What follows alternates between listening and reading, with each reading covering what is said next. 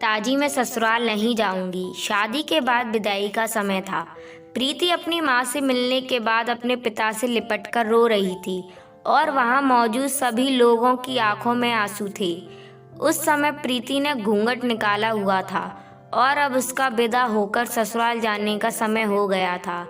तो जैसे ही प्रीति रोती हुई कार में बैठने लगी, तभी उसकी छोटी बहन रोती हुई उससे दोबारा लिपटकर रोने लगी। तभी गाड़ी के पास खड़े प्रीति के पति अयान से उसका दोस्त अनिल कहता है, अरे यार अयान, यहाँ से घर पहुँचते ही सबसे पहले होटल पहुँचकर एक बढ़िया सा खाना खाएंगे, क्योंकि यहाँ तेरे ससुराल में तो एकदम घटिया खाना था। ऐसा खाना तो हमारे यहाँ कुत्तों को भी नहीं खिलाते। तभी साथ ही खड़े अयान के छोटे भाई ने भी कहा, यार यहाँ का खाना तो एकदम बकवास था और रसमलाई में तो रस ही नहीं था। यह कहते हुए वे दोनों ही जोर जोर से हंस रहे थे।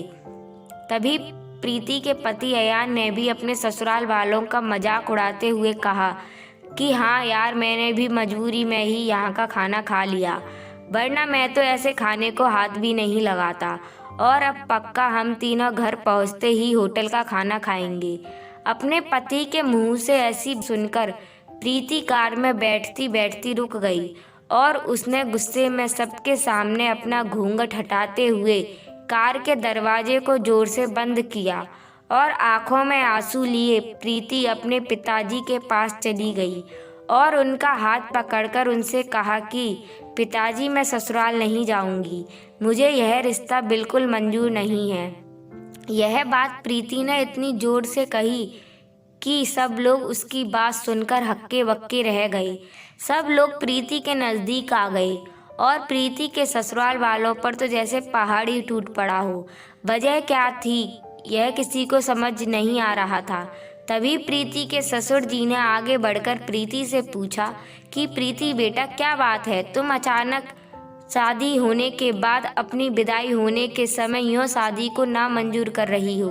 तभी प्रीति कुछ देर चुप रहने के बाद अपनी आंखों में आंसू लिए अपने ससुर से बोली कि बाबूजी, आपको पता है मेरे माता पिता ने अपने सभी सपनों को मारकर हम सभी बहनों को इतना पढ़ाया लिखाया और काबिल बनाया, और आप जानते हैं एक बाप के लिए उसकी बेटी क्या मायने रखती है। वैसे आप और आपका बेटा कभी नहीं जान सकते, क्योंकि बाबूजी आपके घर में तो कोई बेटी है ही नहीं, और आप जानते हैं मेरी शादी में आने वाले बारातियों के लिए खाने पीने की एक भी कमी ना रह जाए, इसलिए मेरे पिताजी पिछले 3-4 महीने से रात को 1 से 2 बजे तक जागकर मेरी माँ के साथ यह योजना बनाते थे कि रसोइया कौन होगा और खाने में बारातियों के लिए किस किस तरह का खाना बनवाना है और बारातियों को कहाँ बिठाना है ताकि कहीं किसी को बुरा ना लग जाए। और शायद आप नहीं जानते कि मेरी माँ ने पिछले 1 साल से एक भी नई साड़ी नहीं खरीदी, क्योंकि मेरी शादी में पैसों की कोई कमी ना हो जाए। और आज भी मेरी शादी में भी मेरी माँ मेरी बड़ी बहन की साड़ी पहनकर खड़ी है।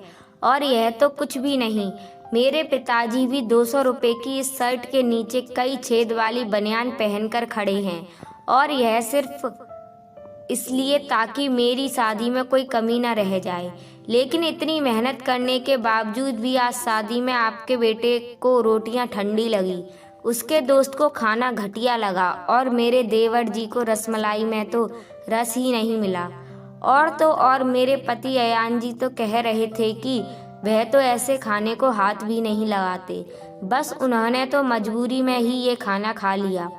अगर सब कुछ इन्होंने मजबूरी में ही खाया है तो इसकी क्या गारंटी है कि मुझसे शादी भी यह अपनी खुशी से ही कर रहे हैं। कल को अयान जी यह भी कह सकते हैं कि मुझसे भी इन्होंने मजबूरी में ही शादी की है। और प्रीति रोते हुए अपने ससुर से यह भी कह रही थी कि जिस माता पिता ने मेरी शादी में दिन देखा ना रात, बस शादी की तैयारी में लगे रहे, उन माता पिता पर आज आपके बेटे और उनके दोस्त यूं जोर जोर से हंस रहे हैं और उनकी इतनी बेइज्जती कर रहे हैं। क्या आपके घर में माता पिता की इतनी ही इज्जत होती है? तभी प्रीति के ससुर ने कहा कि बेटी, इतनी छोटी सी बात पर तुम इतना नाराज हो गई तो प्रीति ने अपने ससुर की बात को काटते हुए कहा कि बाबूजी, यह छोटी सी बात नहीं है। अगर शादी के बाद मैं भी आपकी इज्जत ना करूं तो आपको कैसा लगेगा। यह सुनते ही प्रीति के ससुर ने शर्म के मारे अपनी आंखें नीचे कर ली। तभी प्रीति ने कहा, लेकिन बाबूजी, आप चिंता ना करिए, हमारे अंदर हमारे अच्छे माता पिता के संस्कार हैं। किसी की बेइज्जती करना, यह सब हमारे माता पिता ने हमें कभी सिखाया ही नहीं है। यह सुनते ही प्रीति के पिताजी ने आंखों में आंसू लिए अपनी बेटी को गले से लगा लिया और उससे कहा कि बेटी, मुझे गर्व है कि तू मेरी बेटी है और अब तू शांत हो जा। बेटी, तुझे मेरी कसम, तू उन्हें माफ़ कर दे और खुशी खुशी अपने ससुराल चली जा। तभी प्रीति का पति अयान भी प्रीति के पिताजी और प्रीति से हाथ जोड़कर माफ़ी मांगता है और ये कहता है कि बाबूजी, मुझे माफ़ कर दो, सारी गलती मेरी ही है, लेकिन आज आपकी बेटी ने मुझे पिता की इज्जत करना सिखा दिया और आज के बाद मैं हर किसी के माता पिता की हमेशा इज्जत करूँगा। उसी वक्त प्रीति के ससुर जी भी आगे आकर अपनी बहू प्रीति के सर पर हाथ रखकर कहते हैं कि मैं तो बहू लेने आया था, लेकिन ईश्वर बहुत कृपालु है, उसने मुझे बहू के रूप में एक बेटी दे दी और वह भी इतने अच्छे संस्कार वाली, जो कि माता पिता का भी इतना सम्मान करती है। और अब बेटी, मेरे कहने से नालायकों को भी माफ़ कर दे, मैं हाथ जोड़ता हूँ तेरे सामने। तभी प्रीति अपने ससुर जी के दोनों हाथों को पकड़ लेती है और कहती है कि नहीं बाबूजी, आप मेरे पिता के समान हैं, कृपया आप मेरे सामने हाथ मत जोड़िए। तभी प्रीति के पिताजी भी कहते हैं कि समधी जी, आप मेरी बेटी के सामने हाथ जोड़कर कृपया हमें शर्मिंदा मत कीजिए। मेरी तो आपसे बस इतनी ही प्रार्थना है कि आप मेरी बेटी को हमेशा अपनी ही बेटी समझना और इससे कभी कोई गलती हो जाए तो इसे माफ़ कर देना। समधी जी, आप बिल्कुल चिंता मत करिए, बल्कि अब तो प्रीति बेटी ही हमारे पूरे घर को संभालेगी और अब यही हमारे घर की लक्ष्मी है। यह सुनकर प्रीति के पिताजी बहुत खुश हो जाते हैं और अपनी बेटी को खुशी खुशी विदा कर देते हैं और प्रीति अब राजी खुशी अपने ससुराल रवाना हो गई थी और अपने पीछे छोड़ गई थी आंसुओं से भीगी हुई अपनी माँ और पिताजी की आंखें और अपने पिता का वह आंगन, जिस आंगन में कल तक वह खूब हंसती खेलती थी। आज से आंगन की चिड़िया उड़ गई किसी दूर प्रदेश में। दोस्तों, बेटी माँ बाप का अभिमान व एक अनमोल धन होता है। माँ बाप अपनी छाती पर पत्थर रखकर वो अपनी प्यारी बेटी और अपने जिगर के टुकड़े को उसकी शादी करके उससे विदा करते हैं।